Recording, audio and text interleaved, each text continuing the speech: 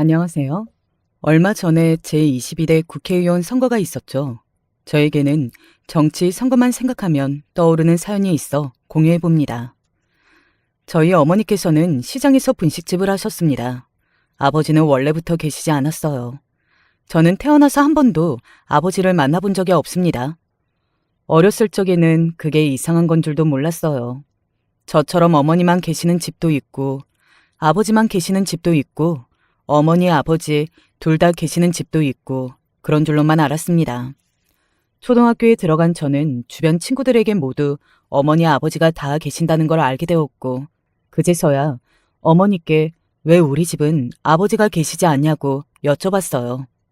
그럴 때마다 어머니께서는 아버지가 왜 없냐, 우리 집도 아버지 있다. 그렇지만 멀리 계시는 거다. 지금은 잠시 동안 떨어져 있는 것이고 언젠가는 다시 돌아오실 것이다. 답해 주셨습니다. 멀리 어디를 가신 건데 언제 돌아오시는데 매일같이 여쭤봐도 어머니는 자세히 말해주지 않으셨어요.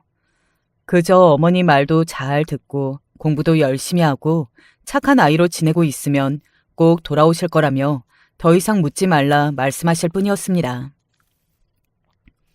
그때의 어머니의 그 말씀이 정말인 줄로만 알았어요. 그래서 주변 친구들이 제게 너 아빠 없다면 놀려도 그저 우리 아버지는 먼 곳에 계신 거라고 곧 돌아오실 거라고 당당하게 얘기하곤 했습니다. 조금 더 머리가 큰 후로는 어머니께 아버지 성함은 뭐냐, 사진은 있냐, 진짜 돌아오시는 거 맞냐, 의심 가득한 물음들을 던졌고 제대로 된 답을 주시지 않은 어머니께 화를 내기도 했습니다. 더 이상 어물쩍 넘어갈 수 없다 생각하신 어머니께서는 저를 앉혀두고 과거 얘기를 시작하셨어요.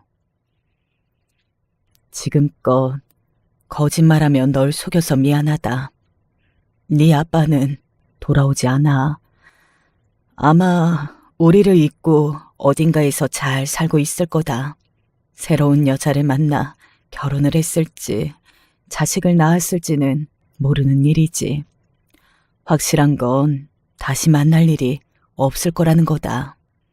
나랑 네 아빠는 같은 동네에서 나고 자란 친구 사이였어.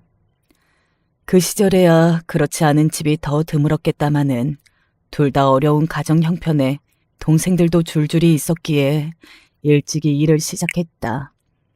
몸이 고되고 힘드니 마음 기댈 곳이 필요했고 자연스럽게 가까운 사이가 되었어. 그러다 네가 생긴 거야. 난 당연히 네 아빠와 결혼할 생각이었지만 네 아빠는 그렇지 않은 모양이었다.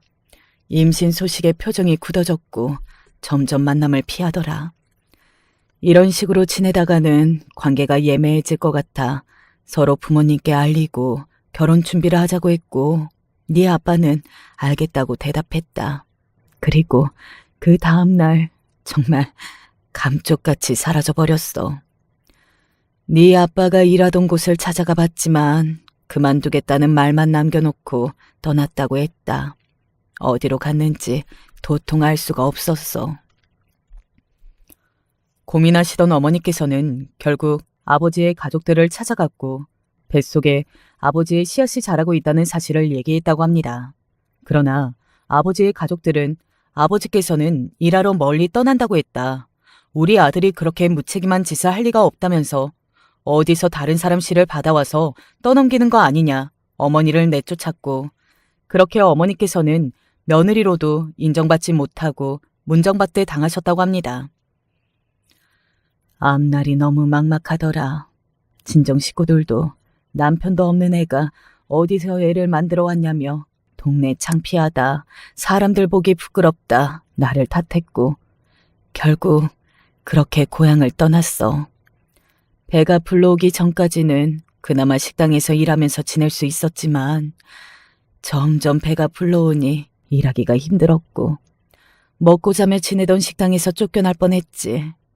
그때는 정말 너무 힘들어서 다 포기하고 죽고 싶었어. 그렇지만 뱃속에서 네가 자라고 있었고 차마 죽을 수가 없더라. 정말 억지로 살아갔어. 천만 다행으로 인정 많으셨던 식당 아주머니의 도움을 받아 어머니께서는 만삭의 몸으로 식당에서 잡일을 도우며 지내실 수 있었고 그곳에서 저를 낳으셨다고 했습니다. 아주머니께서는 식당 문을 닫으시게 되면서 그 자리에 어머니가 분식집을 이어서 열게 되었어요. 그 뒤로 다행히 어느 정도 장사가 잘 되었고 계속해서 분식집을 운영하시면서 홀로 저를 키워오셨던 것입니다. 어머니께서는 한때는 아버지를 많이 원망하셨지만 지금은 다 잊으셨다고 했어요. 인연이 아닌 사람이었다면서요. 이제 와서 다시 나타나기를 바라지도 않고 지금은 저만 있으면 된다며 제 등을 토닥여 주셨습니다. 어린 저에게 이런 이야기를 여과 없이 털어놓은 것은 굳이 제게 거짓말을 더 이상 하고 싶지도 않고 아빠 없어도 충분히 혼자서 잘 키울 자신이 있기 때문이라고 하셨어요. 어머니께서는 남편 없이 저를 혼자 낳아 키운 것을 전혀 부끄러워하지 않으셨고 저를 몹시 사랑해 주셨습니다. 솔직히 저 같으면 본인을 두고 떠난 아버지도 원망스럽고 그런 아버지의 딸인 저도 가끔은 원망스럽게 느껴질 수도 있을 것 같은데 어머니는 그렇지 않으셨어요. 어린 시절 내내 집안은 조금 어렵고 넉넉한 형편은 아니었어도 저는 결코 아버지의 빈자리를 느껴본 적이 없었고 어머니와 둘이서도 몹시 행복했습니다.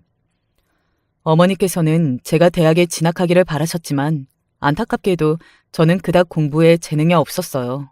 공부를 잘하지도 못했고 굳이 대학에 가서 공부를 더 하고 싶지도 않았습니다. 집안이 어려운 형편인 것도 뻔히 알고 있었고 대학을 가기보다는 차라리 바로 취업을 해서 가게에 도움이 되고 싶었어요. 그렇지만 어머니께서는 공부에 뜻이 없더라도 배움에는 나이가 있는 거라며 4년제 대학을 갈 마음이 없다면 2년제 전문대라도 나오기를 바라셨고 결국 어머니의 성화에 못 이겨 전문대에 입학하게 되었습니다. 전문대라고 하더라도 큰 틀은 일반 대학과 비슷했어요. 대학에 갈 마음은 없었지만 막상 입학하고 나니 학교 생활은 즐거웠습니다.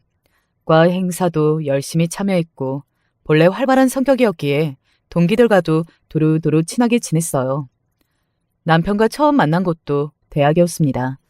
남편은 저와 같은 과 동기였지만 나이는 4살이 더 많았습니다. 고등학교를 졸업한 후 공사장에서 일하다가 늦게 대학에 들어온 거라고 했어요.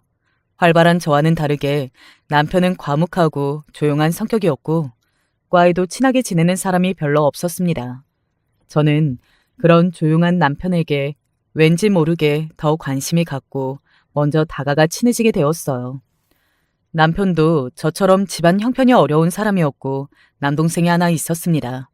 남동생과 남편은 나이 차이가 꽤 났는데 제가 도련님을 처음 만났을 때 당시 중학생이었어요. 도련님은 어린 나이에도 참 똑부러지고 인물도 훤칠하고 공부도 잘하는 게 딱 봐도 될성부를 떡잎이었습니다. 남편도 그걸 잘 알고 있었고 둘 다 대학을 가기엔 집안 형편이 어려웠기에 동생 뒷바라지를 해줄 생각으로 고등학교를 졸업하자마자 막노동을 시작했다고 했습니다. 막노동을 하다 보니 몸도 너무 상하고 평생 일을 하면 살 수 없겠다 싶어 기술을 배워 취업할 생각으로 전문대에 들어오게 된 것이라고 했어요. 본인은 조금 힘들더라도 동생은 배우고 싶은 것, 하고 싶은 것 다 하게 해주고 싶다며 웃어 보이는데 아무리 동생이라도 어떻게 저렇게까지 본인을 희생할 수 있는지 참 대단해 보이더라고요. 도련님께서는 그런 남편의 마음을 아는지 남편을 몹시 잘 따랐고 결혼하기 전부터 저에게도 형수님, 형수님 하면서 살갑게 굴었습니다. 참 똑똑하고 귀여운 아이였고 저도 도련님을 제 남동생처럼 많이 아꼈어요. 저와 남편은 대학에서 함께 컴퓨터 기술을 배웠는데 일단 어머니 성화에 못 이겨 공부를 하기는 했지만 제 적성에는 썩 맞지 않았습니다. 대학 졸업 후 취업을 하긴 했지만 얼마 안 가 그만두었고 그즘 친정어머니 몸이 많이 안 좋아지면서 다시 취업을 준비하지 않고 분식집 일을 도와드리게 되었어요. 어머니께서는 너 이러라고 대학 보낸 게 아니라고 하셨지만 나는 머리가 나빠서 그런가? 기술 같은 것보다 이렇게 엄마랑 같이 새벽부터 일어나서 음식 손질하고 하는 게 훨씬 적성에 맞고 보람차다. 손님 상대하는 것도 즐겁고 이대로 엄마랑 같이 장사하고 싶다. 어머니 혼자 장사하시는 것도 슬슬 힘드시지 않느냐 어머니를 설득했고 결국 그렇게 저는 어머니와 함께 분식집을 운영하게 되었습니다. 저와 다르게 컴퓨터 기술이 적성에 맞았던 남편은 작은 컴퓨터 회사에 취업을 했어요. 그렇게 시간이 흘러 저와 남편은 결혼을 했고 도련님은 성인이 되어 서울로 대학을 가게 되었습니다. 도련님의 꿈은 어렸을 적부터 변호사라고 했고 결국 원하던 대로 법대에 들어갔어요. 도련님은 서울에서 공부하는 와중에도 꼬박꼬박 남편에게 연락을 했고 한 달에 한 번씩 고향으로 내려와 얼굴도 보고 함께 맛있는 걸 먹기도 하면서 돈독한 사이를 유지했습니다. 남편은 도련님의 학비며 생활비며 전부 보내주고 싶어 했지만 도련님은 그런 남편의 도움을 거절하면서 그 돈으로 형수님이나 더 챙겨드려라. 자기는 알아서 생활비 벌 수 있다. 학비는 너무 큰 돈이라 지금은 형한테 손 벌리지만 내가 나중에 꼭 성공해서 다 갚아주겠다 말했고 이제 막 대학에 들어간 녀석이 참 기특한 소리를 다 한다고 생각했어요. 어쩔 때 보면 남편보다 속이 더 깊은 것 같기도 했습니다. 실제로 도련님은 본인이 아르바이트를 해서 생활비를 다 벌면서도 공부도 몹시 잘해서 항상 장학금을 받았어요. 학교 다니는 내내 장학금 한 번을 놓치지 않았으니 도련님이 얼마나 열심히 대학 생활을 보냈는지 상상이 가시죠? 게다가 졸업하고 얼마 지나지 않아 사법고시에 합격해 어엿한 변호사가 되어서 돌아왔어요. 10년 동안 고시에 매달려도 성공하지 못하는 사람들이 허다한데 그 어린 나이에 한 번의 시험에 합격하다니 참 대단하죠. 게다가 사법고시가 폐지되니 많이 얘기가 나올 시기였기에 만약 시험에 합격하지 못한다면 앞날이 불투명한 상황이었는데 정말 금이 환영이 따로 없었습니다. 남편과 저는 도련님이 이런 시골보다는 서울에서 변호사 생활을 하기를 바랬지만 도련님의 생각은 달랐어요. 그동안 본인 뒷바라지 하느라 고생 많이 했으니 본인도 저희들 곁에 머물며 가까이에서 자주 뵙고 교류하며 지내고 싶고 본인이 필요한 일이 생기면 언제든 달려오고 싶다고요. 그렇게 도련님은 작은 변호사 사무실 하나 차렸고 시골이었지만 변호사가 필요한 사람들이 꽤 있었기에 나름대로 벌이는 괜찮은 편이었습니다. 게다가 괜히 학연, 지연, 혈연이라는 말이 있는 게 아니지요. 타 지역 사람들이 시골에 와서 변호사 노릇을 하는 것보다 이 지역 출신 변호사라고 하니 어르신들은 더 좋아하시는 것 같았어요. 그런 도련님을 보며 참 마음이 뿌듯했습니다. 솔직히 서울이랑 시골이 어떻게 비교가 되겠어요. 서울에 한번 살아봤으면 다시 시골로 돌아올 마음을 먹는 것이 쉬운 일이 아닐 텐데 게다가 변호사라는 대단한 직업도 있고요. 아무리 형이 뒷바라지를 다 해줬다고 한들 성공한 뒤에도 그걸 잊지 않고 감사히 여기는 모습이 참 속 깊고 대단하다라는 생각이 들었습니다. 그렇게 평화로운 일상이 흘러가던 어느 날 도련님이 결혼을 하겠다며 어떤 여자를 데려왔어요. 솔직히 말해서 동서의 첫인상은 별로 좋지가 않았습니다. 딱 봐도 기세게 생긴 인상에 거만해 보였다고나 할까요? 아니나 다를까 동서는 귀하게 자란 집 딸내미인지 뭔지 첫 만남부터 안나무인이었습니다. 전에 듣기로는 시장에서 분식집 하신다면서요? 어려운 형편이신데 용케 남편 동생까지 뒷바라지를 하셨네요. 하긴 그나마 잡을 동아줄이 이것밖에 없긴 했겠죠. 본인들이 능력이 없으니 운이 좋으시겠네요. 이런 동생이 다 있고 결국 변호사 되어서 돌아왔으니 투자가 나름대로 성공한 거잖아요? 아니, 지금 첫 만남부터 그게 무슨 망언이에요. 많이 배운 사람이라 들었는데 제가 잘못 알고 있었던 건가요? 도련님을 동아줄이라고 생각한 적도 없고 딱히 바라는 것도 없어요. 가족이니까 할 수 있는 선에서 최대한 뒷바라지 해준 것뿐이고요.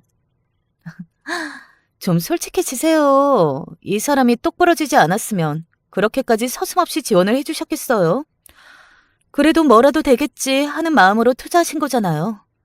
속물 같다고 비하하려는 의도는 아니었어요. 사람이 다 똑같죠. 어찌됐든 감사해요. 두 분 덕분에 제가 이 사람을 만날 수 있었던 거잖아요. 동서는 도련님의 변호사 사무실에 찾아온 고객이었다고 했습니다.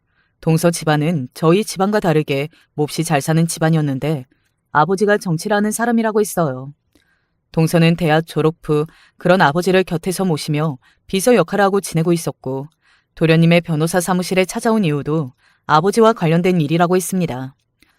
첫 만남 이후로 동서는 도련님에게 적극적으로 관심을 보였고 처음에는 동서의 집안 배경 때문에 부담스러워하던 도련님도 동서의 꾸준한 적극성에 결국 마음을 열고 연인 사이가 되었다고 했습니다.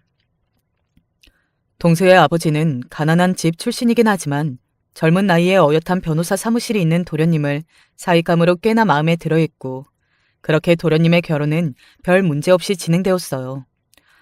동서의 성격이 썩 마음에 들지는 않았지만 똑부러지는 도련님께서 어련히 부인을 잘 골랐으리라 생각했고 무엇보다도 제가 이래라 저래라 참견할 문제가 아니라고 생각했습니다. 그러나 언제나 불안한 예감은 틀리지 않는다고들 하죠. 결혼 전부터 노란 싹수가 보이던 동서는 결혼 이후부터 점점 더 본색을 드러내기 시작했어요. 당연히 결혼 후에는 결혼하기 전처럼 도련님과 자주 만나서 식사를 하거나 교류를 하지 못할 것이라 예상하긴 했지만 이건 정도가 좀 심했습니다. 동서는 저와 남편이 도련님의 변호사 사무실에 아예 출입하지 못하게 했어요. 요즘 고객들이 너무 많아서 오셔봤자 상대해드리기 힘들다. 일도 바쁘실 텐데 일부러 여기까지 오시지 마라. 우리가 가겠다. 등등 다양한 이유를 대며 대놓고 말하지는 않았지만 아마 저희가 사무실을 드나들면 격이 떨어진다 생각하는 것 같았습니다. 동선의 집안 돈으로 사무실 리모델링도 하고 간판도 바꿔 달고 아주 난리가 났다고 하더라고요. 굳이 고집을 부려 찾아갈 이유는 없었기에 그러려니 하고 넘어갔지만 기분이 조금 상하기는 했습니다. 그렇게 불편한 마음으로 지내던 어느 날 도련님께서 결혼하신 후 처음 맞는 생일이 되었어요. 저는 매년 도련님 생일에 도련님께서 가장 좋아하시는 음식인 잡채를 만들어 주었었는데 이제는 결혼도 하셨으니 제가 잡채까지 만들어가는 건 조금 오바 떠는 건가 싶은 거예요. 남편에게 물어보니 그래도 도련님이 어렸을 적부터 가장 좋아하는 음식이 제가 만들어준 잡채였고 작년 생일까지 만들어줬었는데 같이 먹지는 못해도 만들어서 가져다 주는 것 정도는 할 수 있는 것 아니겠냐 말했고 제 생각에도 같이 식사는 못하더라도 만들어서 사무실에 가져다 주는 것 정도는 괜찮겠지 싶었어요. 그렇게 저는 잡채를 만들어 도련님 사무실로 향했습니다. 동서가 은근슬쩍 사무실 출입을 막은 뒤로 처음 가보는 사무실이었는데 정말 많이 변했더라고요. 한눈에 봐도 고급스러워지긴 했지만 저는 그래도 왠지 모르게 옛날 사무실 모습이 그리웠어요. 이전에는 시골 어르신들도 편하게 찾으실 수 있는 장소였다면 지금은 아무나 들어올 수 없는 느낌의 고급스러운 장소가 되어 있었습니다. 저 또한 왠지 모르게 들어가는 입구부터 주눅드는 기분이 들었어요. 오랜만에 보는 도련님은 저를 몹시 반갑게 맞이해 주었고 제가 들고 온 잡채를 보고 무슨 이런 걸 다 해오셨냐며 좋아하시더라고요. 멀쩡히 부인도 있는 사람인데 부인이 어련히 잘 챙겨줄 텐데 제가 너무 주제넘게 나섰나 싶었다 말하자 도련님은 전혀 아니라고 했습니다. 오히려 결혼하고 나서 제가 형수님을 너무 못 찾아뵙고 소홀했던 것 같아서 죄송하다고 하더라고요. 전혀 그렇게 생각할 필요 없다. 생일인데 동서한테 무슨 선물을 받았냐 물어보니 도련님은 딱히 선물을 받은 건 없고 주말에 같이 비싼 식당에 가서 식사를 하기로 했다고 답했습니다. 왜 오늘이 아니고 주말이냐 물어보니 오늘은 동서가 아버지 일 때문에 너무 바빠서 시간을 내기가 힘들다고 하더라고요. 아버지께서 다음 국회의원 선거에 출마하게 되어서 일이 많아졌다고 했습니다. 생일이 뭐 별거라고요. 그냥 축하한다 말해주고 밥 한 끼 먹으면 됐죠. 안 그래도 오늘 저녁에 혼자서 밥 먹을 생각에 좀 씁쓸하긴 했는데 형수님 잡채라니 최고의 반찬이네요. 그렇게 씁쓸하게 웃으며 말하는 도련님의 모습에 그러지 말고 우리 집에 와서 저녁을 같이 먹자고 했고 도련님께서는 그래도 되냐 괜히 저 때문에 귀찮아지시는 거 아니냐 물었지만 저는 전혀 귀찮지 않다며 도련님이 결혼했다고 해서 우리가 가족이 아니게 되는 건 아니지 않냐. 전처럼 편하게 대해달라. 동서가 우리랑 거리를 좀 두고 싶어 하는 것 같긴 하지만 우리는 항상 열려있다 얘기했습니다. 그렇게 그날 저녁은 간만에 시부모님을 모시고 도련님과 함께 다 같이 저녁 식사를 했어요. 다 함께 밥을 먹으면서 옛날로 돌아간 것 같고 참 좋더라고요. 형님, 얼마 전에 저희 사무실 오셨다면서요? 제가 기분 상하실까봐 최대한 돌려 말씀드린 건데, 저희 아버지 다음 선거 출마하실 거라 앞으로 사무실에 중요하신 분들 많이 드나드실 거예요. 그러니까 다음부터는 사무실에 오시지 말고 볼 일 있으시면 연락 주세요. 도련님 생일이라 잡채 전해드리러 간 거였어. 동서 아버님 대단하신 분이라 높은 분들 왔다 갔다 한다는 거 알겠는데 내가 그렇다고 사무실에 가면 안 되는 이유가 뭐야? 내가 창피해? 변호사 남편은 괜찮고 그 남편 변호사 만든 나는 시장에서 떡볶이나 파는 사람이라 남들 보여주기 싫다 이 말이야? 아니, 형님, 무슨 말씀을 그렇게 하세요? 저희 남편 뒷바라지 해주신 거 감사하게 생각하고 있어요. 근데 그거 다 옛날 일이잖아요? 제 남편 더 이상 형님 뒷바라지 받던 학생 아니에요. 지금 어엿한 변호사고 더 높은 것으로 도약할 준비하고 있는 사람이라고요. 그런 사람한테 방해되지 않게 조금 배려 부탁드린 게 그렇게 불만이세요? 동서의 말에 너무나 어이가 없었지만 반박할 수가 없었습니다. 분명히 시장에서 떡볶이나 만들어 파는 저와 변호사 일에 정치하는 장인어른까지 둔 도련님은 사는 세계가 점점 달라지고 있었어요. 도련님이 아무리 괜찮다 하더라도 제가 정말로 도련님의 흠이 될 수도 있다는 생각이 들었고 결국 동서의 말대로 그날 이후로 도련님 사무실을 찾지 않았습니다. 일부러 연락도 더 자주 하지 않았어요. 남편은 요즘 동생이 연락이 뜸하다며 조금 섭섭한 눈치였지만 그렇다고 먼저 연락을 하지는 않았습니다. 곧 있을 선거에 동서 아버지가 출마한다는 사실을 알고 있었고 자연스럽게 동생 또한 바빠졌을 것이라 생각했기 때문이었어요. 그렇게 국회의원 선거가 시작되었고 모두가 알고 있던 대로 동서의 아버지는 당대표로 출마를 하게 되었습니다. 선거 준비 기간 동안에도 바빴는데 당연히 선거가 시작된 이후로는 더 바쁠 것이라 생각했어요. 그냥 마음 편하게 신경을 끄고 살아야지 싶었는데 어느 날 동서에게서 밤늦게 연락이 왔습니다. 형님, 저희 내일 형님 가게 있는 시장에 선거 유세하러 갈 거거든요. 형님이랑 어머니랑 좀 나오셔가지고 바람 좀 잡아주세요. 갑자기 바람을 잡아달라니? 그게 무슨 소리야, 동서? 왜, 아시잖아요. 그림이 나와야 할 거 아니에요. 사진도 많이 찍히고 뉴스 기사도 나올 텐데. 형님 가게 가서 떡볶이도 먹고 해드릴 테니까 분위기 좀 잘 띄워보시라고요. 아니, 동서, 내가 무슨 광대야? 분위기를 띄우긴 뭘 띄워. 그리고 선거 유세가 후보자가 시민들한테 인사하러 오는 자리지. 남들 보여주기 식으로 와서 떡볶이 몇 개 집어먹고 악수나 하고 그게 다인 줄 알아? 제가 뭐 엄청 어려운 부탁드린 것도 아니고 왜 이렇게 예민하게 구세요? 지금 형님 사무실 못 오게 했다고 화풀이 하시는 거예요? 다들 보여주기 식으로 하는 거지. 됐어요. 괜히 아는 척해서 분위기 망치지나 마세요. 그렇게 전화는 끊어졌고 몹시 기분이 나빴어요. 부탁하는 사람이 뭐가 그렇게 잘났다는 식으로 말을 하는 건지도 이해가 안 됐고 분위기를 좀 띄워보라니 저를 얼마나 아랫사람으로 생각하면 저렇게 말할 수가 있는지 싶었죠. 다음 날 동서의 말대로 동서 아버지가 시장으로 유세를 나왔고 저희 분식집 앞을 지나가게 되었습니다. 동서는 어제 일로 분이 풀리지 않은 건지 아니면 애초에 아는 척을 할 생각이 없었던 건지 제게 인사조차 건네지 않더라고요. 오히려 바라던 바였고 저 또한 모른 척했습니다. 제가 그간 어머니께 이야기를 많이 드렸었기에 어머니 또한 동서를 그리 곱게 보지 않고 있었고 당연히 동서의 아버지에게도 그리 관심이 없으셨습니다. 애초에 어머니께서는 정치에 큰 관심이 없으셨어요. 정치하는 사람들은 다 거기서 거기라면서 선거철에만 간이고 쓸개고 다 빼줄 듯 난리치고 뒤로는 서민들 등이나 처먹는 사람들이라면서요. 사실 서민들 생각이 다 그렇잖아요. 저도 그렇게 정치인들을 좋게 보지는 않았었고요. 동서의 아버지는 넉살 좋게 장사는 잘 되시냐, 떡볶이 맛이 너무 좋다 말을 걸어왔지만 저와 어머니의 반응은 영 대면대면했고 동서는 저를 거의 죽일 듯 노려보더라고요. 그러거나 말거나 계속 시큰둥하게 대답하니 동서의 아버지도 조금 민망했는지 서둘러 자리를 떠났습니다. 그 뒤로도 선거 기간은 계속되었고 동서의 아버지가 소속되어 있는 당이 저희 지역에서 우세한 당이었기에 아마 당선이 유력해 보였어요.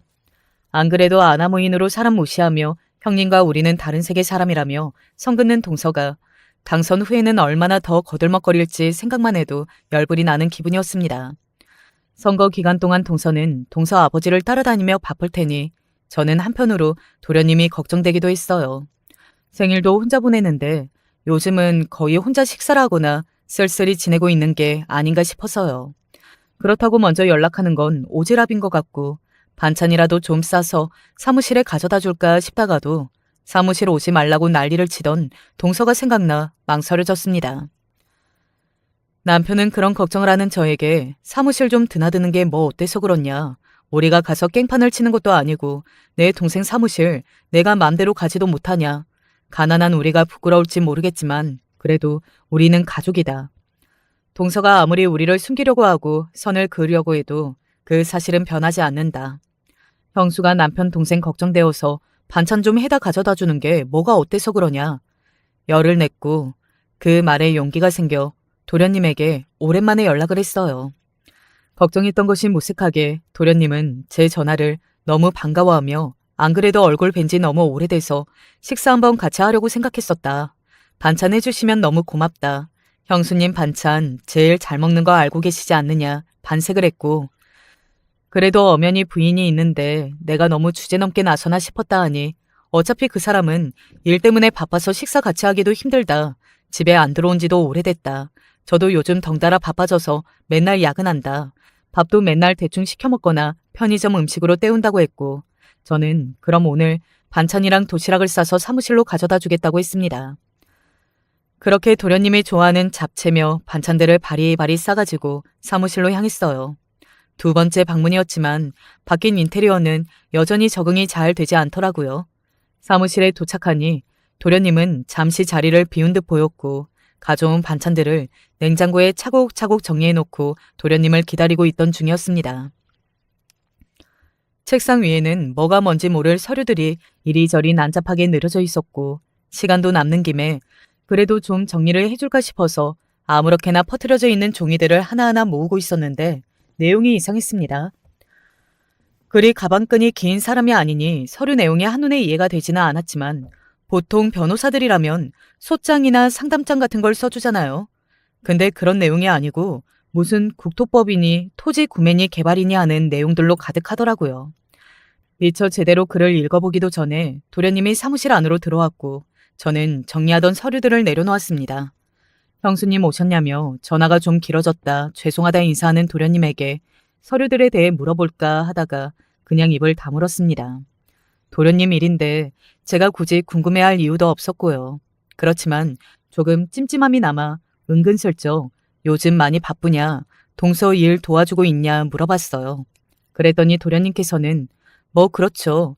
선거 출마가 그냥 쉽게 되는 일도 아니더라고요. 공적인 일도 있고 사적인 일도 있고 거의 전속 변호사처럼 부려먹고 있다. 거기 있는 서류들도 다 동서가 부탁한 거다 하며 웃는데 뭔가 느낌이 쎄했습니다. 더 캐묻기도 애매하고 시간도 늦어 그날은 그냥 그렇게 대화를 마무리하고 집으로 돌아왔어요. 그러고 나서도 계속해서 제가 읽었던 그 서류들과 도련님의 어딘가 찝찝한 대답이 계속해서 기억에 남아 남편에게 넌지시 이야기를 꺼내보았습니다. 뭐? 토지 구매? 개발? 그거 완전 땅 투기 아니야? 그러고 보니 요즘 정치하는 사람들 땅 투기로 난리잖아.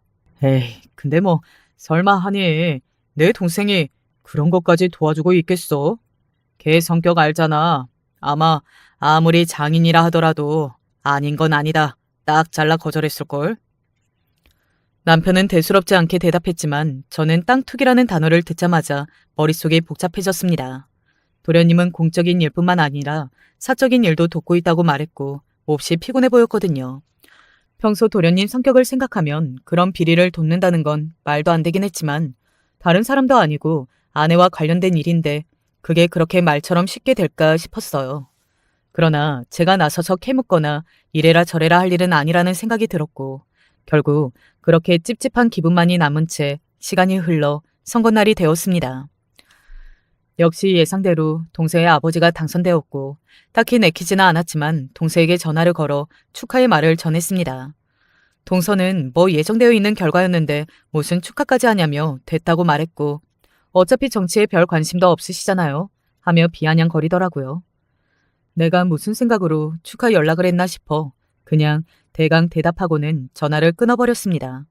선거가 끝나고 도련님은 저와 남편에게 연락해 식사를 함께 하자고 했어요. 그동안 너무 바빠서 미처 연락을 못했다며 미안하다는 말과 함께요.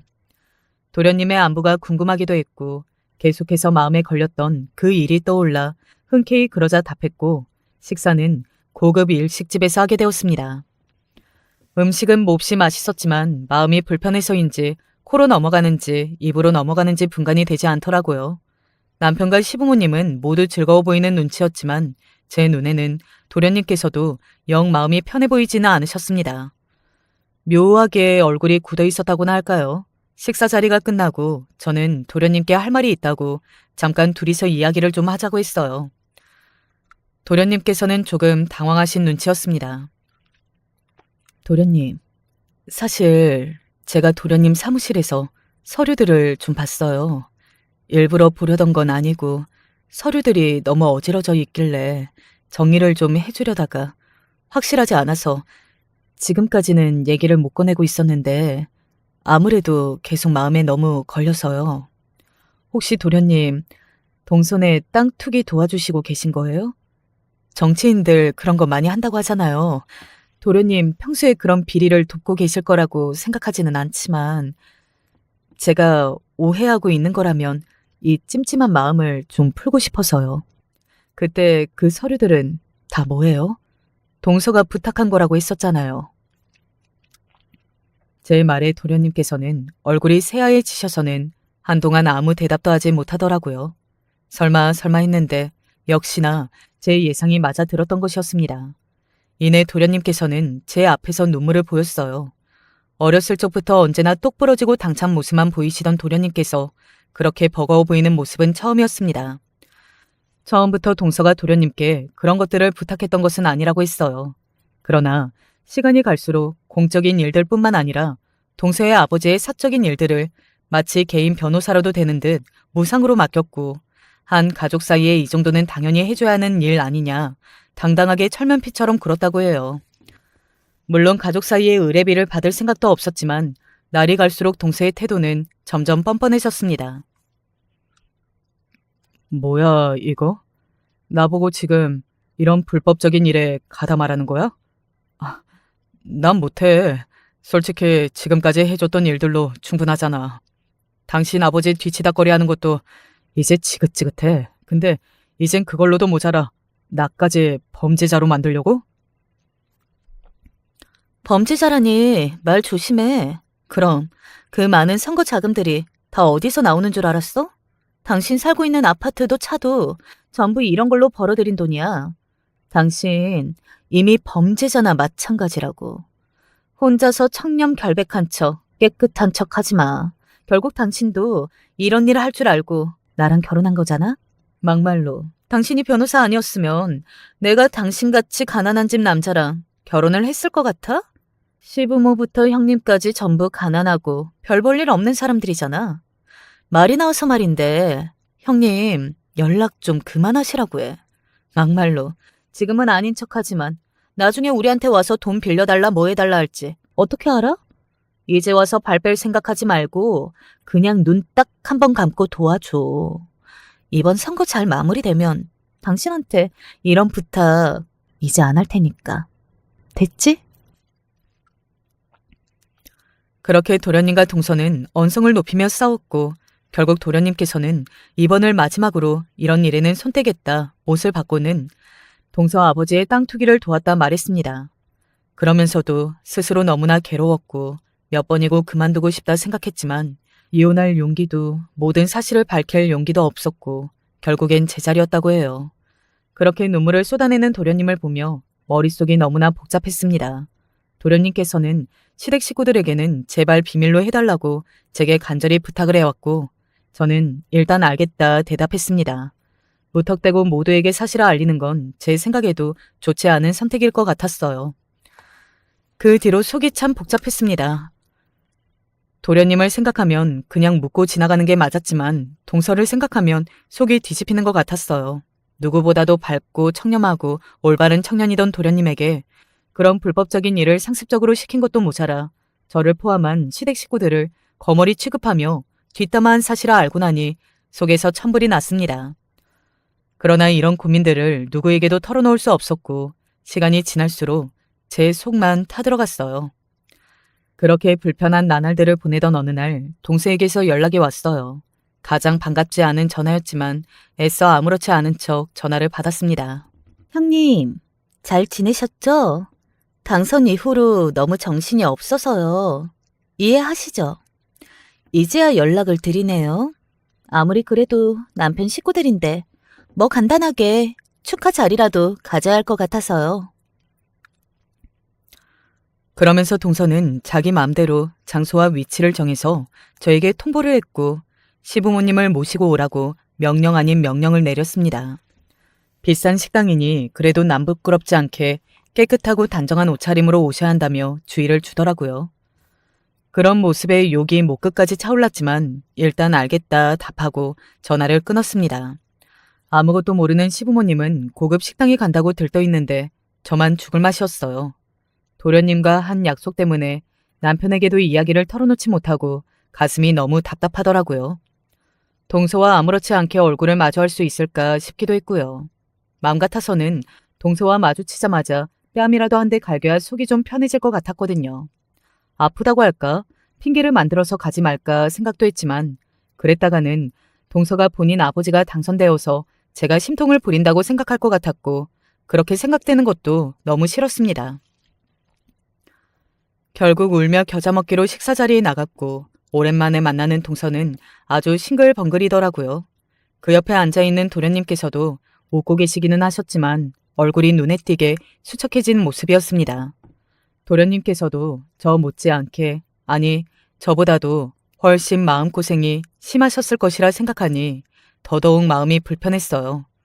동서는 식사를 하는 건지 마는 건지 음식은 입에 집어넣지도 않고 자기 자랑을 쉴 새 없이 하더라고요. 자기가 아버지를 당선시키기 위해 얼마나 많은 일들을 했는지, 아버지 밑에서 얼마나 바쁘게 지냈는지, 본인 아버지가 몇 표 차이로 당선되었는지, 아주 정치인 딸인 게 인생 최대의 업적인 사람처럼 보였습니다. 부글부글 끓는 속을 참으며 식사를 하고 있는데 동서가 저에게 말을 걸어왔어요. 형님, 왜 한마디도 안 하세요? 속이 좀 불편하세요? 평소 안 드시던 음식이라 입에 안 맞으시나? 하긴 이런 고급 식당을 와보신 적이 있으셨겠어요. 아니면 뭐 다른 쪽으로 속이 안 좋으신가? 너무 그러지 마세요. 사는 세계가 애초에 다른 사람들인데 비교하실수록 본인만 속 아픈 거죠. 형님, 이제 저한테 국회의원은 이래야 한다느니 뭐 어쩐다느니 이래라 저래라 주제넘게 간섭하지 마시고 분수에 맞게 지내세요.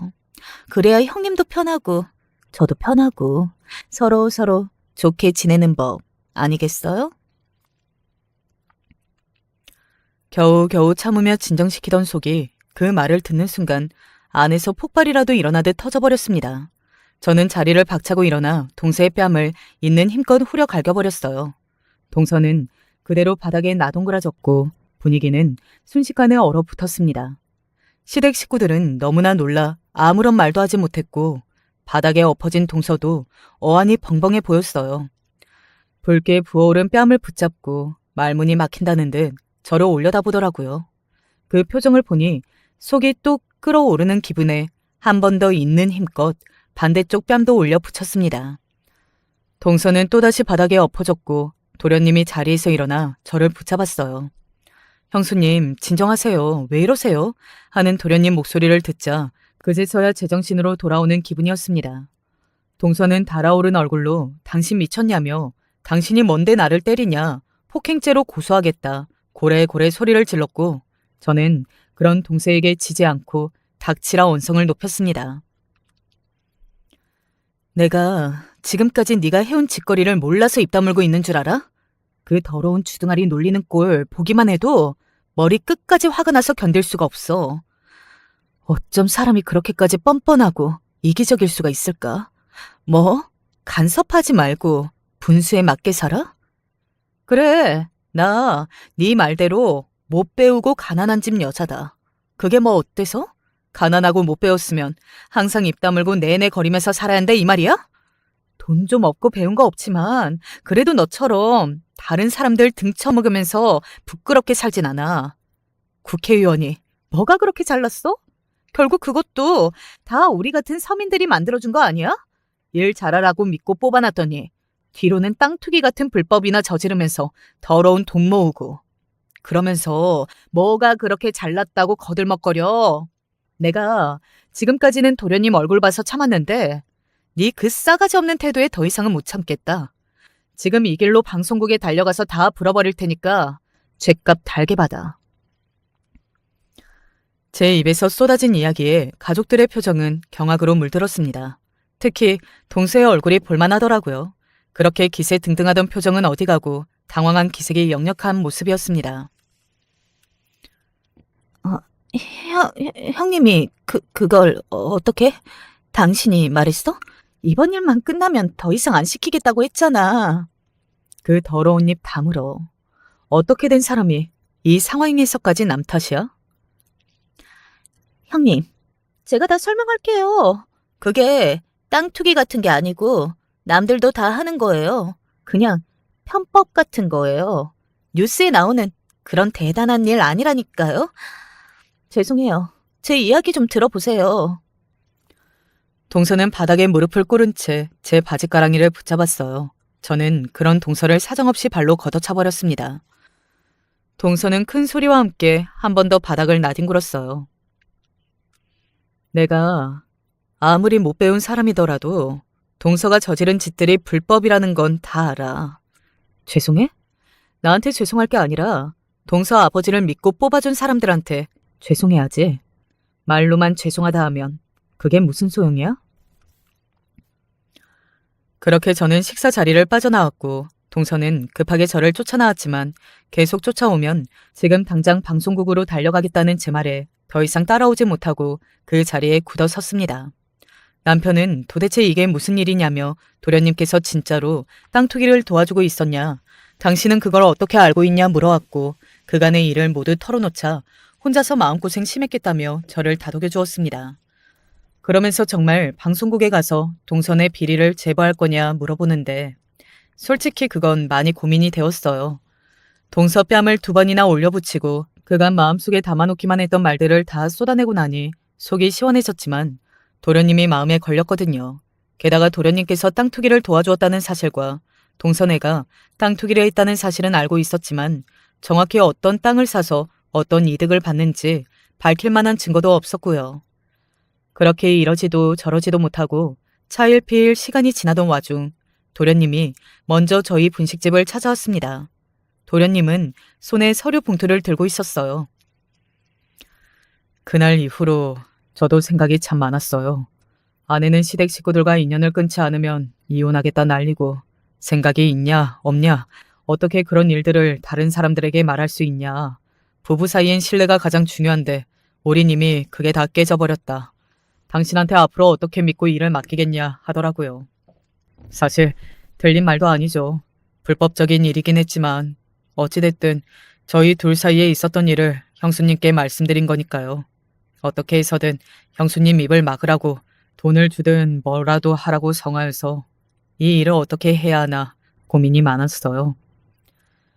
그리고 도련님께서는 제게 서류 봉투를 내밀었습니다. 그 안에는 땅 투기와 관련된 자세한 정황과 증거들이 전부 들어있었어요.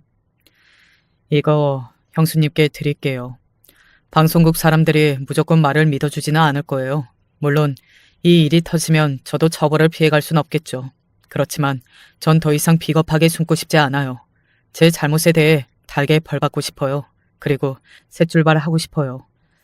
어렸을 적에 제가 변호사가 되고 싶었던 이유는 어려운 사람들이 억울한 상황을 겪지 않도록 도와주고 싶은 마음에서였어요. 근데 그랬던 제가 지금은 한심하게 불법이나 저지르고 있다니. 저 때문에 마음고생하게 만들어서 죄송해요, 형수님. 다른 가족들한테도 모두. 도련님은 그렇게 서류를 넘기고 떠나셨어요. 도련님의 뒷모습이 너무 지치고 힘들어 보이더라고요. 물론 도련님께서도 불법에 가담했고 이 일이 세상에 밝혀지게 된다면 처벌을 받는 것은 당연한 일이었습니다. 너무나 마음이 복잡했어요. 머리로는 당연히 이 일을 세상에 밝혀야 한다는 판단이 들었지만 도련님을 생각하면 자꾸 팔이 안으로 굽는 것이었어요. 그러나 도련님께서 제게 직접 서류까지 준비해 주시며 말을 꺼내신 것을 미루어 봤을 때 도련님께서는 진심으로 본인의 잘못을 반성하고 죗값을 받을 준비가 된 것처럼 느껴졌습니다. 한참을 고민하던 저는 결국 그 서류를 들고 동서를 찾아갔어요. 오랜만에 만난 동서는 이전과 정말 180도 다른 태도로 저를 맞아주더라고요. 세상에 그렇게 친절하고 다정한 동서의 모습은 처음이었습니다. 어쩜 사람이 저렇게까지 가식적일 수가 있는 건지 혀를 내두를 정도였어요. 하실 말씀이 있으셨으면 저한테 연락을 주시지 먼 길 오셨냐며 여기까지 오시느라 너무 고생하셨다. 식사나 하셨냐? 드시고 싶은 것 없으시냐? 제가 이 근처에서 제일 좋은 식당으로 모시겠다. 쓸데없는 말을 주절주절 늘어놓는 동서의 앞에 도련님께서 주셨던 서류 봉투를 던지듯 내려놓았습니다. 이 안에 들어있는 서류, 뭔지 말 안 해도 짐작이 가지? 방송국으로 가려다가 마지막이라고 생각하고 동서한테 온 거야. 땅 투기로 벌어들인 수익 전부 기부해. 그리고 앞으로 다시는 이런 불법적인 일에 도련님 끌어들이지 마. 네? 형님, 그게 무슨 말씀이세요? 기부라뇨? 지금 당장 방송국으로 달려가. 아버지 국회의원 되자마자 땅 투기 파문에 휘말리기를 바라는 모양이지? 동서는 제 말에 그런 게 아니다. 죄송하다. 형님께서 시키는 대로 하겠다 답했고 저는 모든 내역을 정리해서 도련님 편에 나한테 보내라. 설마하니 이것까지 속여먹으려 들면 그때는 정말 용서하지 않겠다. 단호히 말하고 집으로 돌아왔어요. 그렇게 며칠 뒤에 도련님께서 또 서류 봉투를 들고 저와 남편을 찾아왔습니다. 이전보다 마음의 짐을 한결 덜었는지 조금 더 낯이 밝더라고요. 도련님께서 저희에게 내민 것은 기부 내역서를 비롯한 각종 서류였어요. 제가 다 확인해 봤어요. 땅 투기로 벌어들인 수익 한 푼도 빼놓지 않고 전부 기부했습니다. 그리고 저 이혼하기로 했습니다. 앞으로 그 사람이랑 잘 지낼 자신도 없고 제가 먼저 헤어지자고 했더니 그렇지 않아도 자기도 그러려고 했다면서 도장 찍어주겠다고 하더라고요. 형수님, 정말 감사해요. 사실 그렇게 형수님한테 서류 드리고 나서 마음이 너무 무거웠어요. 죗값을 달게 받겠다고 생각했지만 주변 사람들의 시선도 두려웠고 새 출발할 수 있을까 앞날이 캄캄했거든요. 이렇게 기회를 주셔서 너무 감사드립니다. 저 정말 이제부터 정신 차리고 다시 초심으로 돌아가서 살아볼게요. 감사해요. 그렇게 도련님은 동서와 이혼했고 완전히 인연을 끊게 되었습니다. 이혼한 뒤로 도련님께서는 변호사 사무실을 접고 국선 변호사 일을 하고 있어요. 변호사 사무실을 운영할 때와 수익은 비교도 되지 않을 수준이지만 이전보다 훨씬 보람차고 행복한 나날들을 보내고 있다고 합니다. 도련님이 처음 변호사가 되길 결심하며 어려운 사람들을 돕겠다 생각했던 그 마음이 앞으로도 변치 않기를 바라요. 물론 제가 아는 도련님께서는 앞으로도 잘 해내실 거라 믿어 의심치 않고요. 그 뒤로 동서가 어떻게 지내고 있는지는 전혀 알지 못합니다. 궁금하지도 않고요. 다만 국회의원 일을 하던 동서의 아버지는 현재 뇌물수수 혐의로 수사를 받고 있다고 하더라고요. 비리를 저지르던 사람이 한순간에 청렴결백하게 변하리라고는 생각하지도 않았지만 소식을 듣고 역시 사람은 변하지 않는구나 싶었습니다. 부디 검찰이 제대로 된 수사를 진행해서 죗값을 치르기만을 바랄 뿐입니다. 저희 시댁 식구들은 이제 정치인이라면 아주 질색이에요. 모든 정치인들이 다 그렇지는 않겠지만 아무래도 좋지 않은 경험이 있으니 어쩔 수 없는 일이겠죠. 얼마 전에 국회의원 선거가 있었잖아요. 선거철이 다가올 때마다 떠올리고 싶지 않아도 떠오르는 이야기라 더 오랜 시간이 지나 기억에서 흐릿해지기 전에 사연을 한번 적어보았어요. 여러분께서는 투표 잘 마치셨는지 모르겠어요. 저도 정치인이 다 거기서 거기지 하면서 속는 셈 치고 투표는 참여하고 왔네요. 부디 이번에 당선될 사람이 누가 됐든지 간에 진심으로 국민을 위해 일하는 사람이기를 바라며 긴 글 마치겠습니다. 들어주신 모든 분들 감사합니다. 안녕하세요. 아내 때문에 고민이 많은 60대 남편입니다. 너무 남사스러워서 이런 이야기를 어디다 꺼내야 할지 몰라 속만 끓였는데 저에 대해 모르는 사람들이라면 혹여 좋은 조언을 주지 않을까 싶어서 이렇게 제 이야기를 적어봅니다. 배움이 짧아 혹 상스러운 말이 섞여 있을 수도 있는데 잘 걸러서 들어주시면 감사하겠습니다. 아내와 저는 아무것도 모르는 10대 시절에 처음으로 만났습니다. 같은 동네에 살았던 저와 아내는 앙숙이라고 부를 만한 관계였죠. 저는 늘 아내 치마를 들추며 아이스 깨끼 같은 장난을 쳐댔고 아내는 그런 저를 잡아먹지 못해 안달이었습니다. 그렇게 저희는 자연스레 결혼했습니다. 그 당시에도 지금처럼 결혼하는 사람들끼리 서로를 사랑하고 선택해서 하는 결혼이 있기는 했어도 집안에서 짝을 지어주는 일들이 많았는데 저와 아내는 후자였고 애정 없는 결혼이었습니다. 그런 결혼을 시작한지라 저는 아내에게 도통 마음이 가지 않았고 결혼 직후 다른 여자들이 눈에 들어와 그만 바람을 한두 번 피고 말았습니다. 그래도 흔히 결혼은 사랑이 아니라 정으로 사는 거라고 하죠. 저 말고도 많은 분들이 그러시겠지만 결혼 생활이 오래 지속되다 보니 다른 여자가 눈에 들어오지도 않고 해서 어느 순간부터는 그저 아내와 함께 아웅다웅 다투면서 몇십 년을 함께 동반자처럼 살았던 것 같습니다.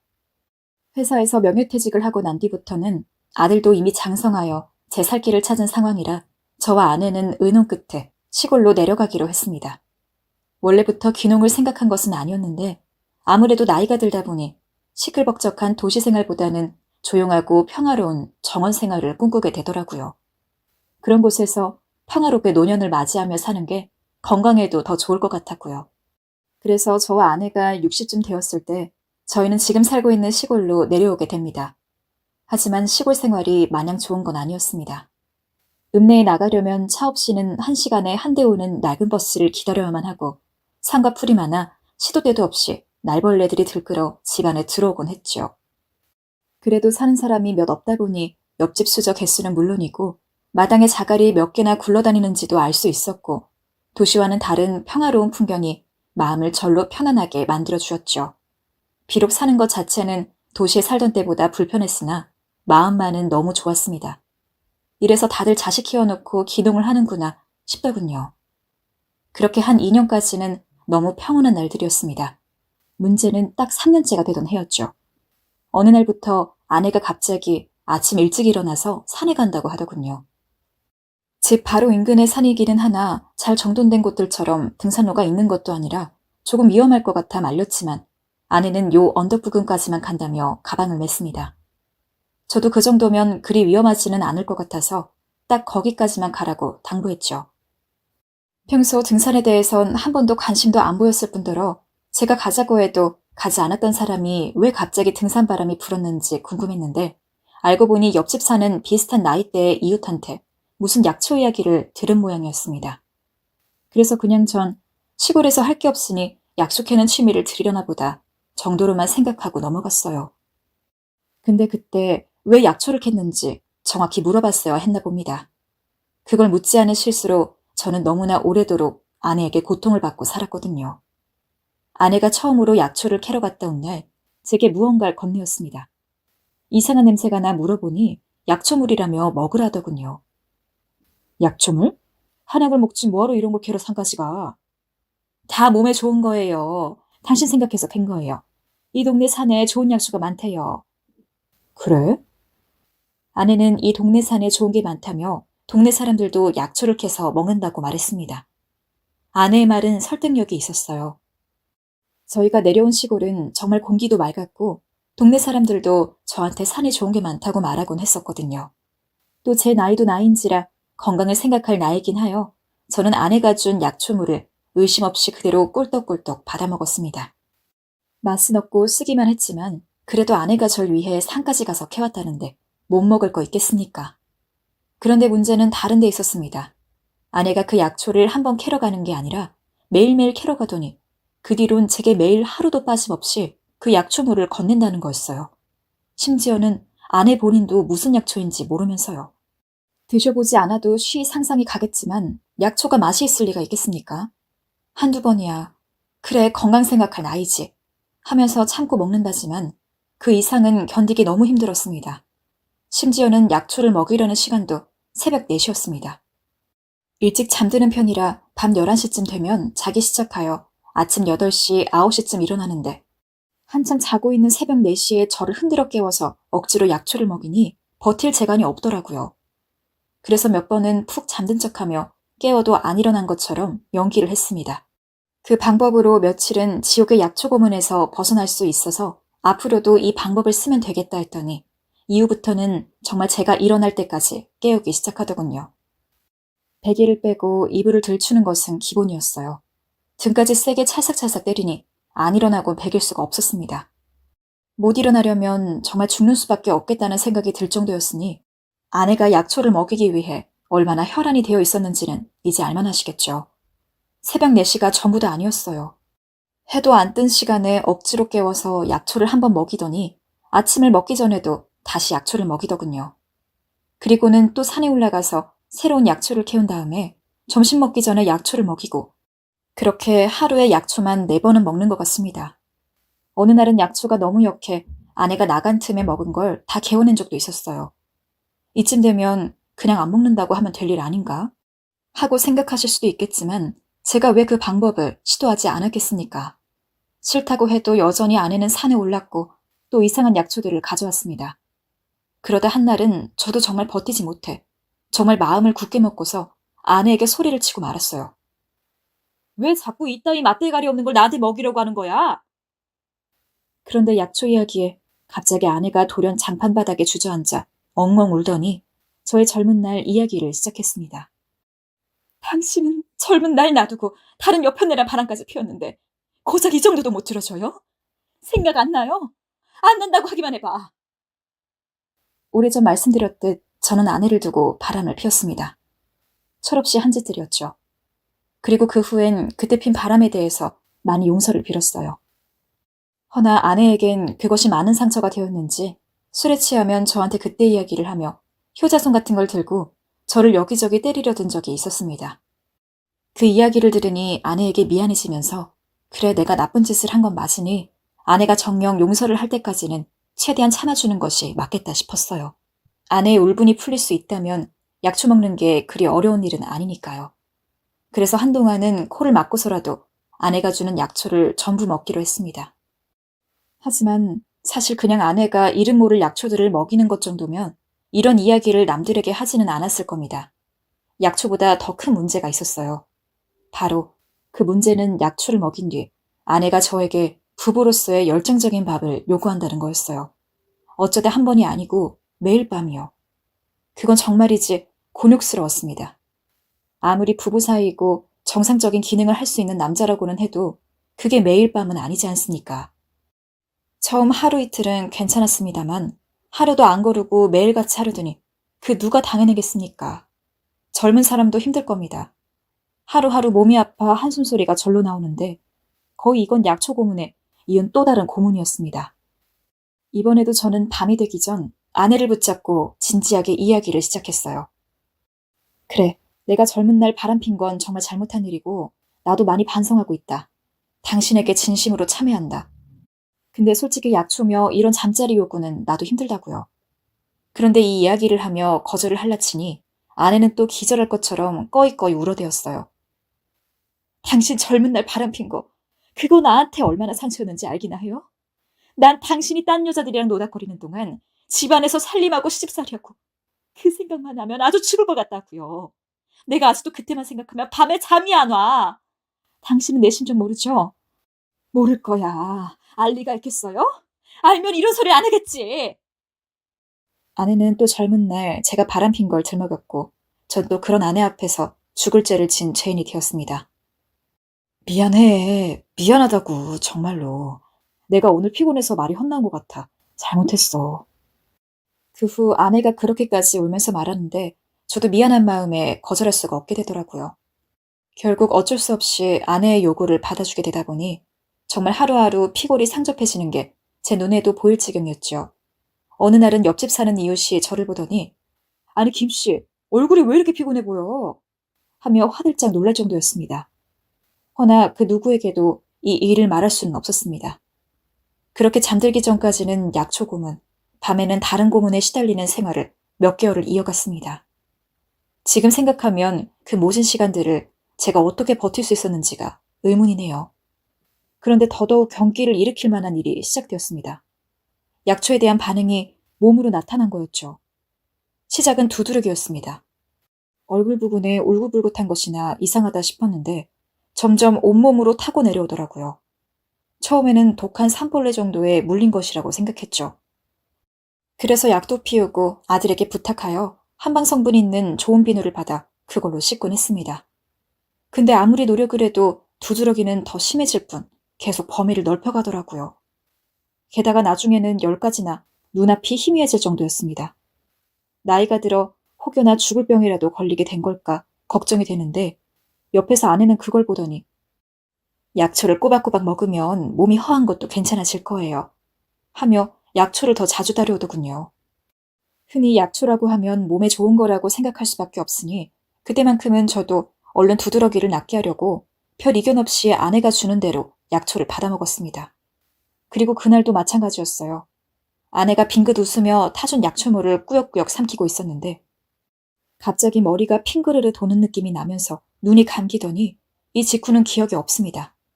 눈을 뜨니 읍내에 있는 작은 병원이었고 의사 선생님은 제가 약초를 먹다 혼절했다고 하셨습니다. 정말 황당하고 기가 찼지요. 또 나이가 나이인지라 두려워지기도 했어요. 전 일단 의사 선생님도 있으니 물어보고 싶은 것들을 잔뜩 물어보았습니다. 요새 자꾸 몸에서 두드러기가 나고 열이 오른다. 기절도 한번 해본 적이 없었는데 혹시 심각한 병이냐고요. 그랬더니 의사가 그러더군요. 독이 있는 버섯을 갈아 먹어서 그렇습니다. 그러니 함부로 이런 거 드시면 안 됩니다. 간도 상하실 수 있고요. 앞으로 되도록 드시지 마세요. 예? 독버섯이요? 독버섯이라니. 처음엔 내가 그런 걸 먹은 적이 없는데 하고 고개를 갸웃했습니다. 그런데 그때 아내가 준 약초물이 떠오르더군요. 알고 보니 제가 쓰러지고 나서 아내가 병원에 저를 데려갈 준비를 하며 혹시 자기가 가지고 있는 약초 중에 무언가 도움이 될 게 있을까 싶어 의사한테 그걸 보일 겸 약초를 잔뜩 챙겨간 모양이었습니다. 그리고 제가 진찰을 받을 때 약초를 꺼내놓고 혹시 이 중에서 좋은 약초가 있는지를 물은 거죠. 그리고 제가 매일 이 약초들을 먹었다는 이야기를 덧붙였는데 보니까 별로 도움이 안 되는 잡단풀이 대부분, 그리고 그 속에 독이 있는 버섯이 있었는데 이 버섯을 먹었을 때의 증상이 두드러기란 발열이었다고 합니다. 한마디로 저는 독버섯 때문에 비명 행사할 뻔한 거죠. 그 이야기를 듣는데 어찌나 화가 나던지 저는 집으로 돌아오자마자 길길이 날뛰었습니다. 약초랍 씻고 캐온 거에 독버섯이 있으면 어쩌잔 거야? 나이도 있는 사람이 이런 거 먹으면 바로 골로 가는 거라고. 알아? 앞으로 또 이런 거 캐워서 먹이기만 해봐. 약초라면 손도 안 댈 거니까. 미안해요. 내가 독버섯이 있는 줄 알았나. 그냥 좋은 거니까 얼른 낫게 해주고 싶어서 캔 거지.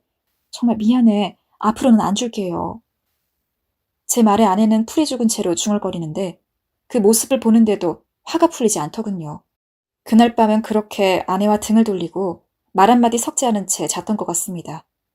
그래도 아내가 그 뒤에 진정으로 제게 미안한 모습을 보이니 저도 조금씩 아내에 대해 풀려갔고 모르고 한 일인데 뭐라 해봤자 뭔 소용이나 싶어 아내를 용서했습니다. 그런데 한 달이 지나자 아내가 또 은근한 얼굴로 약초물을 내미는 거였습니다. 당신 정말 미쳤어? 제가 버럭 화를 내자 아내는 버섯같이 보이는 건 절대 캐지 않았다며 안심하고 먹으라는 겁니다. 정말 약초들만 캤으니 걱정하지 말라고요. 약초 먹다가 쓰러진 사람한테 또 약초를 먹이려 하다니. 전 내 손을 믿을 수 없다며 약초물을 당장 갖다 버리라 했습니다. 하지만 아내는 그 순간 도끼 뜬 눈이 되더니 도리어 제게 화를 내더군요. 당신 이거 먹어주는 게 그리 힘들어요? 내가 무슨 불량식품 먹이는 것도 아니고 좋은 거 먹이는 거잖아. 의사 선생님 말 못 들었어? 이건 좋은 것도 아니야. 그냥 잡초라고 잡초. 잡초 아니라고요. 옆집 할머니가 동네 사람들 다 이 약초 먹어서 건강해졌다 했다고. 할머니 말이 중에 의사 말이 중에 의사 말을 믿어야지 이 사람아. 말 한 통해 말 한 통해. 왜 이렇게 꽉 막혔어? 결국 저희는 그날 아주 물건까지 집어던져가며 크게 다투었습니다. 나이가 든 후엔 그래도 언성이 가끔 높아지긴 해도 아내와 이렇게 싸우진 않았는데 그날만큼은 저도 참지 못하겠더라고요. 허나 그 이후에도 아내는 어디에 홀려도 단단히 홀렸는지 절대로 마음을 바꾸지 않았습니다. 언제나처럼 일찍 일어나 산에 올라가서 약초라 단단히 믿고 있는 풀떼기들을 캐오고는 계속 저한테 먹으라고 들이밀고, 제가 죽어도 안 먹겠다고 입을 다물면 아내는 죽어도 먹이겠다고 컵을 들이밀고, 집 안에서 그야말로 살벌한 기싸움이 이어졌습니다. 며칠은 제가 너무 완고한 태도를 보이니 좀 수그리는가 싶던 아내는 제가 계속 거부하자 여느 때와 같은 이야기를 했습니다.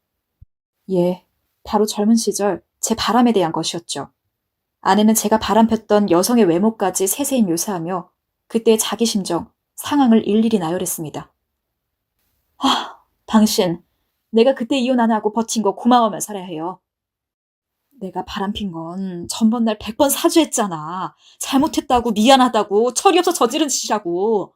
그걸 이렇게 꼭 협박하듯이 물고 늘어져야 해? 협박이요? 당신 제대로 반성하고 있는 사람 맞아요? 그리고 나한테 진짜 미안하면 이 약초를 먹으라고요. 내가 당신 생각해서 준 걸 왜 안 먹겠다는 건데? 아니, 기어코 이걸 먹어서 또 사단을 보겠다는 거야? 나 죽이려는 거냐고. 당신 자꾸 이러면 내가 죽을 거예요. 당신 바람 피울 때부터 죽고 싶었는데 아주 잘 됐네. 지금 죽으면 되겠어. 뭐? 그게 지금 말이야? 갑자기 죽겠다니 황당하고 기가 찬 코미디 같은 상황이었지만 아내는 정말 장판바닥에 철푸덕 앉아 서럽다는 듯 엉엉 울기 시작하더군요. 제가 옆에서 그만 좀 울라 해도 잘못했다 말해도 한 번 시작한 울음은 그치지 않았고 제 말은 들은 척도 하지 않았죠. 결국 아내의 울음을 그치게 해야 했기에 100번 양보하는 심정으로 제안을 해야 했습니다. 그럼 하루에 한 번만 약초물 먹을게. 됐지? 허나 아내는 언제 울었냐는 듯 울음을 싹 그치더니 이리 말하더군요. 한 번? 한 번으로 무슨 효능이 있겠어요. 원래 먹던 게 있으니 2번은 먹어야지. 2번? 절대 안 돼. 한 번도 목숨 건 거야. 정말 서럽다, 서러워. 당신 바람핀 거 내가 또 이야기해야 돼요? 아내는 말이 끝나자마자 울려는 기색을 보이며 장판으로 주저앉았습니다. 그리고 손으로 장판바닥을 두들겨가며 악을 쓰고 소리를 지르고 물건 사달라 생떼를 부르는 어린이처럼 장판을 뒹굴고 난리도 아니었네요. 결국 전 이번에도 아내의 손을 들어줘야 했습니다. 알겠어, 알겠다고. 그럼 2번만 먹을 거야. 딱 2번. 2번 이상 먹이면 나 진짜 가만 안 있을 거야. 분명히 얘기했어. 아내는 2번 먹겠다는 제 말에 이번에도 서둘러 눈물을 훔치더니 알겠다고 했고, 그렇게 어찌저찌 상황을 마무리 지었네요. 하지만 이미 한 번 약초 때문에 쓰러져 병원까지 간 마당에 이전과는 약초를 대하는 마음가짐이 다를 수밖에 없었습니다. 이전에는 약초를 먹었을 때 단순히 맛이 없고 써서 약초를 먹은 뒤에는 밤마다 아내가 잠자리를 요구하는 게 싫어서 약초를 먹고 싶지 않았던 거였는데 이제는 약초물을 볼 때마다 무서움이 생기더라고요. 또 이걸 먹고 쓰러지지는 않을지, 이전에야 운이 좋아서 기절하는 정도로 끝난 건데 혹시 다음에 기절한다면 그대로 저 세상에 가는 건 아닐지.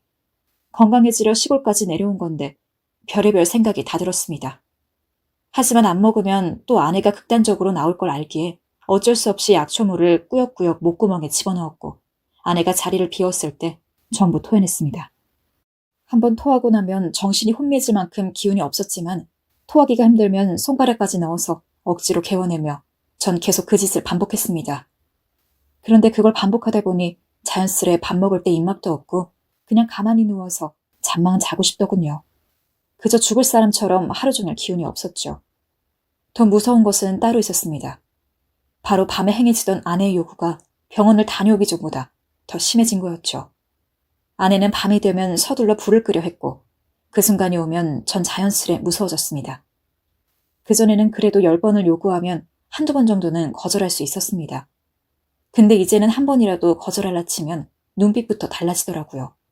여러분, 제 나이가 이제 65살입니다. 한창 혈기왕성한 젊은이라고 하더라도 매일같이 부부관계를 하면 뼈가 삭을 수밖에 없을 텐데 이제 정정하지도 않은 나이에 하루도 빼먹지 않고 밤을 보내려다 보니까 아침에 일어날 때면 온관절이랑 관절이 다 쑤시고 걷기도 힘들 만큼 죽을 맛이었습니다. 그러다 어느 날은 아들에게서 오랜만에 안부 전화가 걸려왔습니다. 아버지, 잘 지내세요?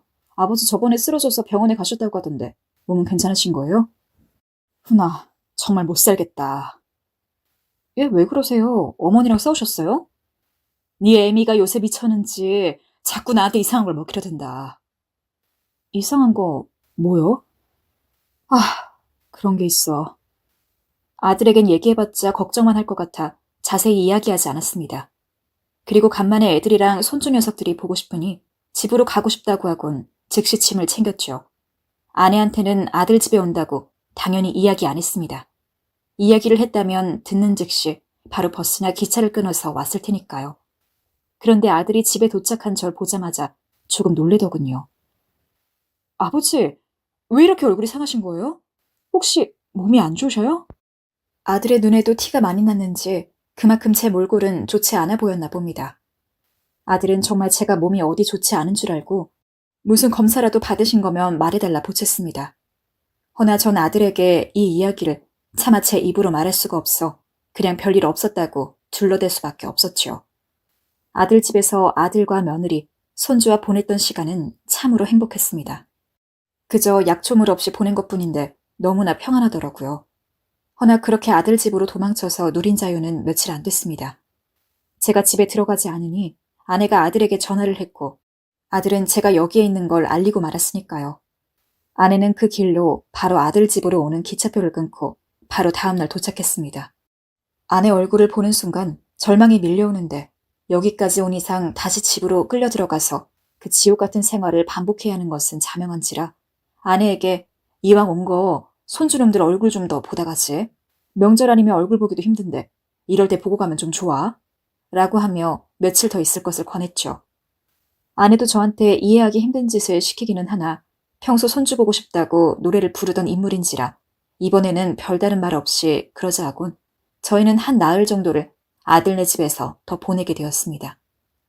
그렇게 아들 집에서 약초물 없이 지냈던 날들은 처음으로 숨통이 트이는 나날들이었습니다. 그런데 숨통이 트였던 나흘이 지나고 다시 집으로 돌아간 날 역시나 아내는 오자마자 분주하게 저 먹일 약초를 다린다고 난리였죠.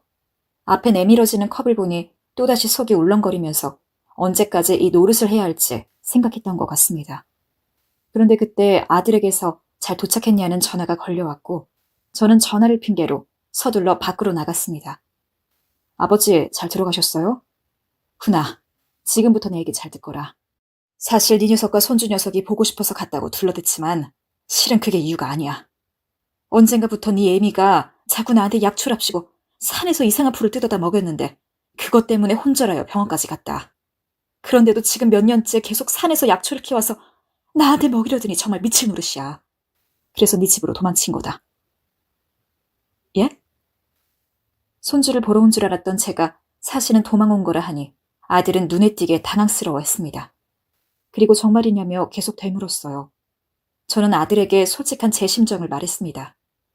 솔직히 이 집도 한두 번이지 네 엄마랑은 말도 안 통하고 난 요즘 네 엄마랑 이혼해야 하나 생각까지 하고 있다. 훈이 네가 어떻게 좀 해볼 수 없겠냐. 아버지, 정말 그렇게까지 생각하는 거예요? 그럼 일단 제가 집으로 갈게요. 엄마랑 같이 이야기 나눠봐요. 엄마한테 잘 말씀드리면 엄마도 이해하실 거예요. 제가 잘 말씀드려볼게요. 일이 바빠 명절에만 찾아오던 아들은 제 전화에 바로 올라온다고 했고 저는 아들이 오면 이 모든 게 해결될 거란 생각에 안도의 숨을 내쉬었습니다.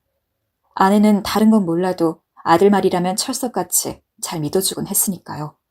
진작 왜 아들에게 말하지 않았는지 자책까지 하면서 저는 아들을 기다렸습니다. 다음 날 아들이 약속대로 저희 집에 올라왔습니다.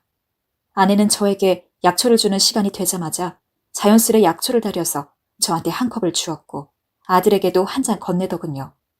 몸에 좋은 거니 너도 한 잔 해라 훈아. 그러자 아들은 제 눈치를 보다 천천히 본론으로 들어갔습니다. 어머니, 저는 괜찮아요.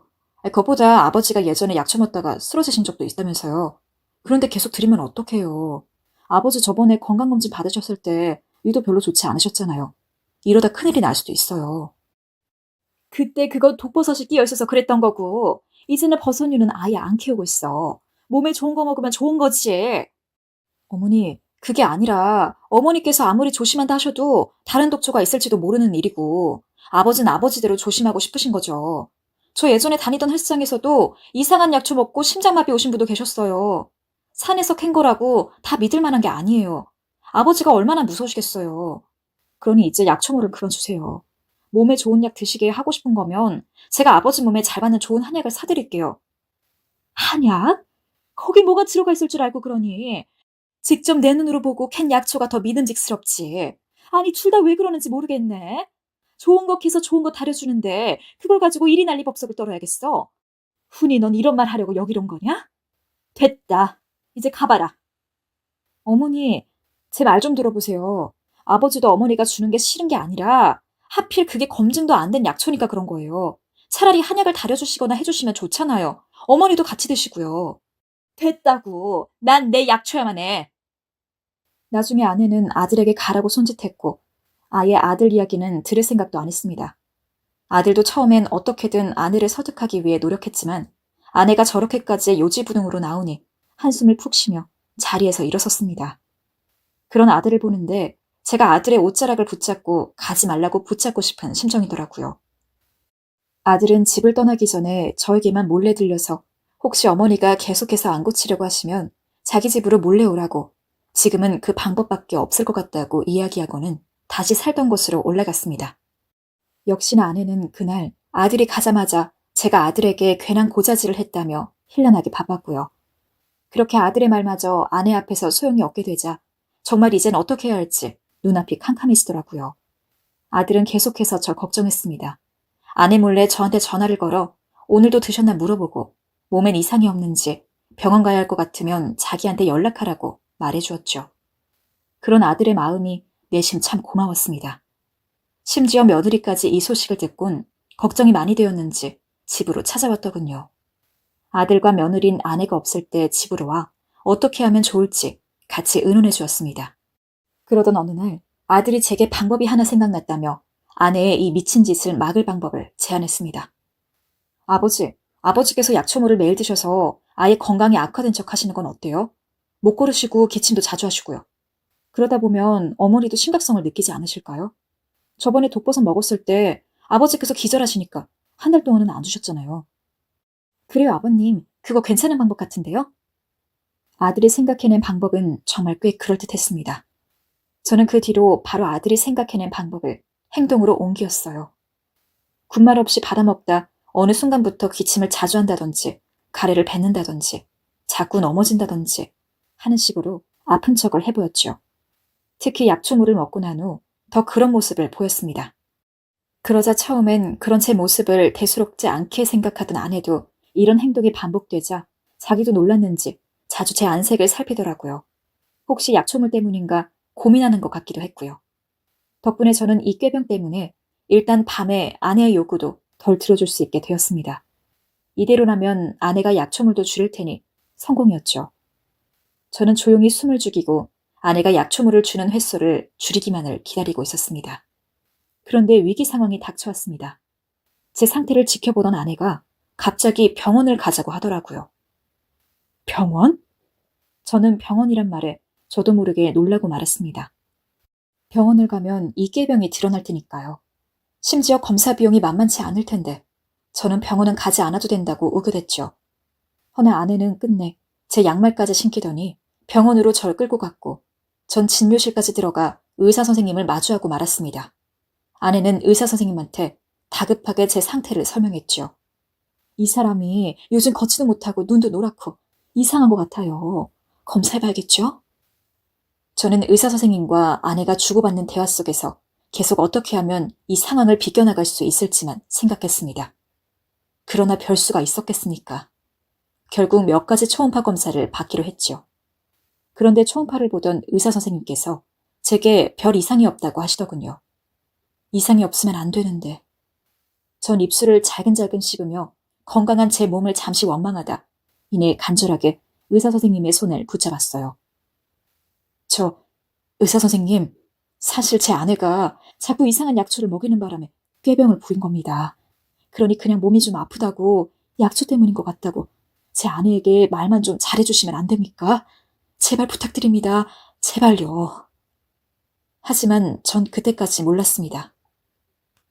아내가 이 모든 걸 듣고 있을 거라는 걸. 초음파를 받고 나오는 순간 등 뒤에서 느껴지는 그 싸늘함이란 마치 칼이 꽂히는 것 같았습니다. 아내는 진료실에서 조용히 절 끌어낸 후 아무 말 없이 절 노려보았습니다.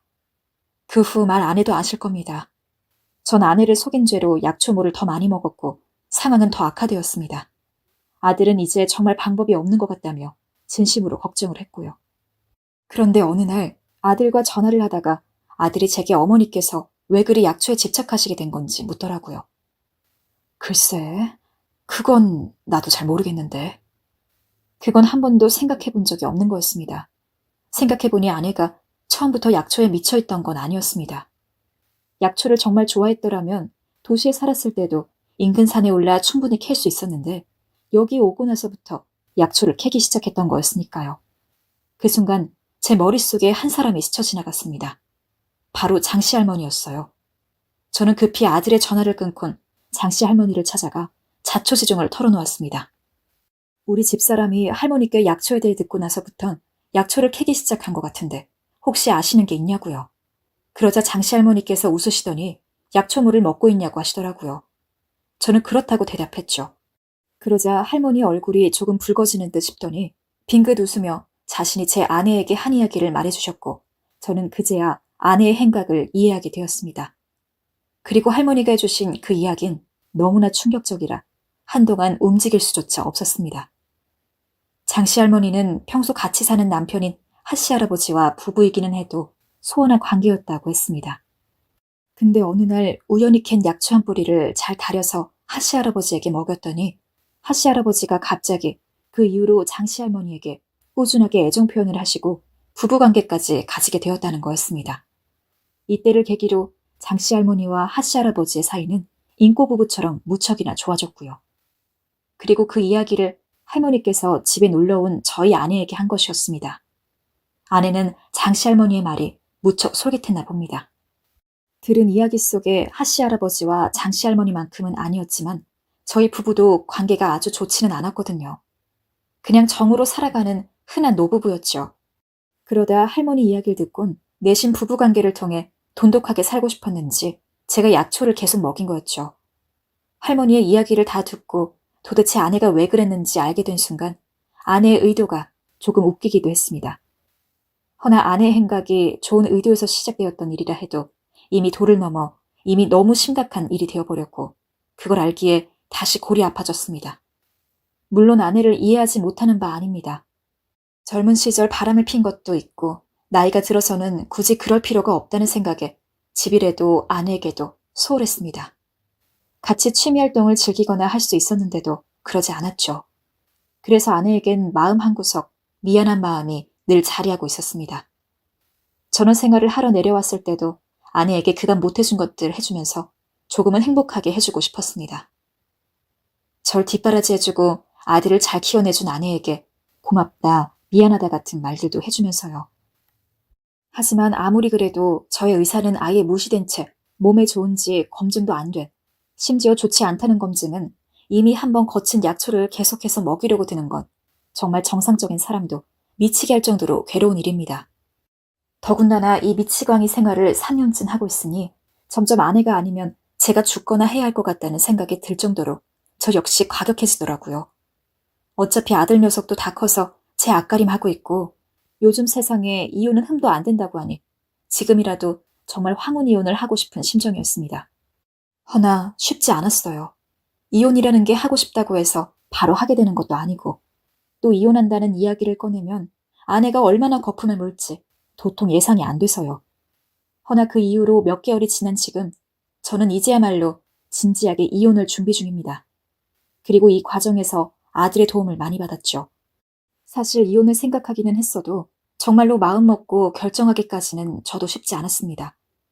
옛날 사람이라 아무리 요즘 젊은 애들이 이혼에 대해서 아무렇지 않게 생각한다고 해도 60이 넘은 제가 그 나이대 애들이랑 아예 똑같은 의견을 가질 수는 없는 것이니까요. 저야 다 늙었으니 저한텐 흠이 안 된다고 쳐도 자식한테는 흠이 될 수도 있을 것 같았고요.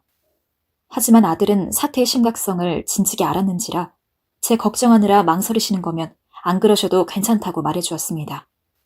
아들이 허락해주자 저도 진지하게 이혼을 고려하게 되더라고요. 아내와 어떻게든 대화로 풀고 싶어 계속 이야기를 시도했지만 역시나 뭐라도 이야기를 꺼내려고 하면 계속해서 제가 바람핀 이야기, 주겠다는 협박만 하는 통에 더 이상 무언가 해볼 여지가 없다고 판단했습니다. 평생 함께 살 줄 알았던 아내와 이 나이에 이혼이라니 이상한 기분입니다. 그래도 아내와 함께 마지막을 보낼 줄 알았는데 아직 서류에 도장을 찍은 것은 아니지만 아들이 있으니 금방 마무리를 지을 수 있겠죠. 아무튼 요 근래 가장 힘들고 험난했던 몇 년이었습니다. 세상 살면서 별일이 다 있다지만 진짜 이런 일이 있다고? 라는 생각이 들 만큼 놀라운 사건이 저에게 일어났다니 믿기지가 않네요. 일단 전 지금 아들놈 집에서 신세를 지고 있습니다. 아내한테는 미리 서울 사는 오랜 친구놈 집에서 있을 것이니 찾지 말라고 이야기를 해두었고요. 아들은 아내한테 전화가 올 때마다 지금 자기가 긴 출장 중이라서 집에 없다고, 아버지한테 연락받은 게 없다고 말하고 있죠. 허나 언제 아내가 아들놈 집으로 쳐들어올지 모르니 마음이 늘 불안불안, 위태위태합니다. 언제쯤 이 긴 사건이 끝을 맺을 수 있을지 모르겠습니다. 이혼이 최선의 대책인지도 아직까지는 긴가민가 하고요. 혹시 제 이야기를 들으신 분 중에서 좋은 의견이 있다면 편하게 알려주셨으면 좋겠습니다.